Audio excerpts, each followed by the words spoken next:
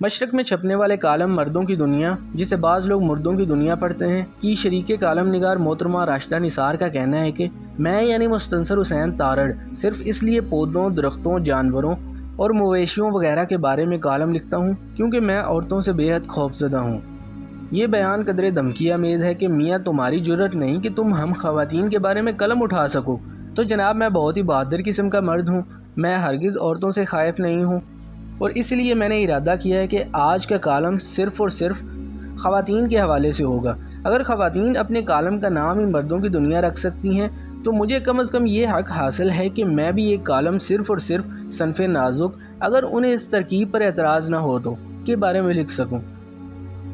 اس میں دقت یہ ہے کہ میرے تمام کالم میری بیگم بھی پڑھتی ہے، اور میں نہیں چاہتا کہ عورتوں کے بارے میں کوئی ایسی بات لکھ جاؤں جس کا اثر میری گھریلو زندگی پر پڑے۔ اگرچہ میں ایک بہادر مرد ہوں، کیونکہ میرے ذہن میں جو بھی فکرہ آتا ہے اس کے ساتھ ہی بیگم کی چڑھی ہوئی تیوری بھی آ جاتی ہے۔ چنانچہ اس کا آسان ترین حل میں نے یہ سوچا کہ خواتین کے رسالوں کی طرف رجوع کیا جائے اور ان میں سے کوئی ایسا مواد تلاش کیا جائے جس کی بنیاد پر ایک عدد نسوانی کالم لکھا جا سکے۔ پاکستانی رسائل میں تو زیادہ تر ایسے گھریلو مسائل زیر بحث لائے گئے تھے جو خطرناک حد تک تقریباً وہی تھے جن کا تذکرہ میری بیگم کے لبوں پر بھی جاری رہتا ہے۔ مثلاً میں تو اپنی ساس کو پسند کرتی ہوں لیکن وہ مجھے پسند نہیں کرتی، میرا خاوند دیر سے گھر آتا ہے، میری نندیں مجھ سے حسد کرتی ہیں، میری والدہ کے سگے چچا کے داماد کے بھائی کی بیوی جب بھی ہمارے گھر آتی ہے تو میرے خاوند اس کے ساتھ خوشگوار طریقے سے پیش نہیں آتے، جبکہ میں ان کے بھائیوں کو اکثر چائے بھی پیش کرتی ہوں، کریلے اور آئس کریم پکانے کا کیا طریقہ ہے، وغیرہ وغیرہ۔ البتہ خواتین کے ایک غیر ملکی میگزین کی درگردانی کرتے ہوئے سنہری مشورے کے عنوان کے تحت ایک مضمون نظر آیا جو یورپ کی شادی شدہ اور غیر شادی شدہ خواتین کے لیے لکھا گیا تھا۔ اس میں جو سنہری مشورے درج ہیں وہ ہمارے ہاں کی خواتین کے لیے بھی انتہائی کارآمد ثابت ہو سکتے ہیں۔ آزمائش ہمیشہ کی طرح شرط ہے۔ مضمون کا آغاز کچھ اس طرح سے ہوتا ہے: آپ جانتی ہیں کہ مہنگائی زوروں پر ہے، ایک عام لڑکی کا گزارا نہیں ہوتا، اور ہر لڑکی کی ایک معصوم قسم کی خواہش ہوتی ہے کہ وہ زیادہ نہ صحیح لیکن ہیروں کے ایک آدھ سیٹ کی ضرور مالک ہو۔ چنانچہ ہم نے آپ کے لیے مندرجہ ذیل مشورے تیار کیے ہیں جن پر عمل کرنے سے آپ 2-4 برس کے اندر اندر ہیرے وغیرہ خرید سکتی ہیں۔ مشورے ملاحظہ فرمائیے۔ اگر آپ شادی شدہ نہیں ہیں تو فوراً شادی کر لیجئے۔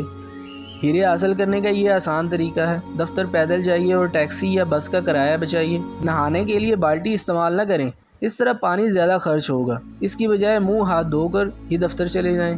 اپنے پرانے کپڑے، جوتے اور ہینڈ بیگ وغیرہ اپنے دوستوں کے آگے فروخت کرنے کی کوشش کریں۔ کسی مقامی اخبار میں کتابوں یا فلموں پر تبصرہ لکھنا شروع کر دیں اور اس آمدنی سے مزید کپڑے خرید لیں، بلکہ اسے جمع کر لیں۔ اپنے لیے پالتو جانور مت خریدیں، شادی کے بعد مفت میں مل جائے گا۔ ہفتے میں ایک دن بھوکی رہیں، یعنی صرف خوراک سے پرہیز کریں۔ میک اپ کے لیے مہنگے لوشن نہ خریدیں بلکہ بیبی آئل خرید کر منہ پر لگا لیں۔ اگر 25 واٹ کے بلب سے کام چلتا ہے تو 100 واٹ کا بلب استعمال نہ کریں۔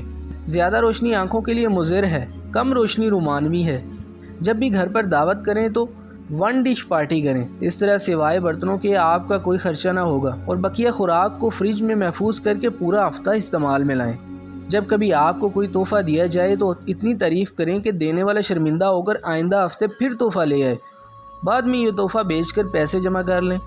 گوشت چھوڑ کر صرف سبزیاں کھائیں۔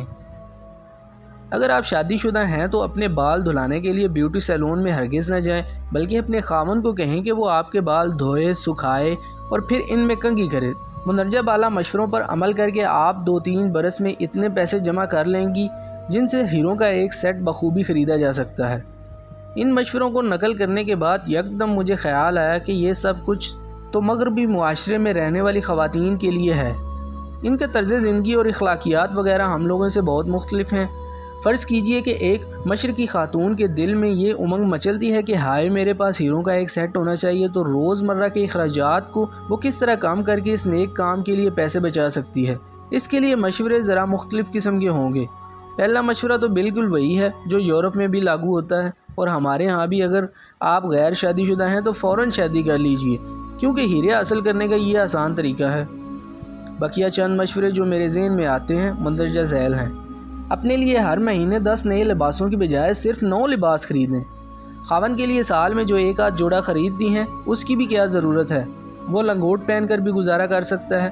خاوند کی تمام کتابیں ردی میں فروخت کر دیں، خاوند کو نہیں، کیونکہ اس غریب کی کیا قیمت پڑے گی۔ عورتوں کے لیے ناول لکھنا شروع کر دیں، کبھی امکان ہے کہ اسے ٹیلی ویژن والے ڈرامے کی صورت میں دکھانا شروع کر دیں۔ ہر مہینے اخبار کا بل وصول ہونے پر اخبار والے کو کہیں کہ فلاں فلاں تاریخوں کو تو تم اخبار پھینک کر گئے ہی نہیں، اس دوران بچے آس پاس نہ ہوں ورنہ وہ بانٹ پھوڑ دیں گے۔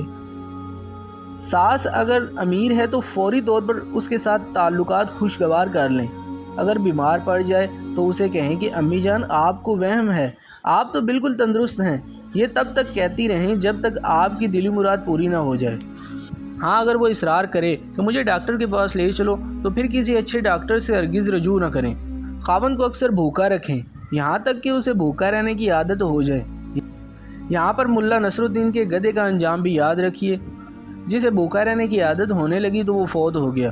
مجھے یقین ہے کہ مندرجہ بالا ہدایات پر عمل کرنے سے آپ خاصی رقم جمع کر لیں گی اور حسب خواہش ہیروں کا ایک سیٹ خرید لیں گی۔ امید کرتا ہوں کہ راشدہ نثار صاحبہ کو اب یقین آ گیا ہوگا کہ میں عورتوں سے ہرگز خوفزدہ نہیں ہوں۔ انہوں نے میرے سفر نامے نہیں پڑھے، لیکن ابھی میرے ذہن میں ایک خوفناک خیال کوندے کی طرح لپکا ہے، یعنی اگر میری بیگم بھی مندرجہ بالا ہدایات پر عمل درآمد شروع کر دے تو یہ نہیں کہ میں اپنی بیگم سے خوفزدہ ہوں، ہرگز نہیں، کیونکہ میں ایک بہادر مرد ہوں۔ پھر بھی آپ دعا کیجئے کہ وہ میرا کالم نہ پڑھے۔ شکریہ۔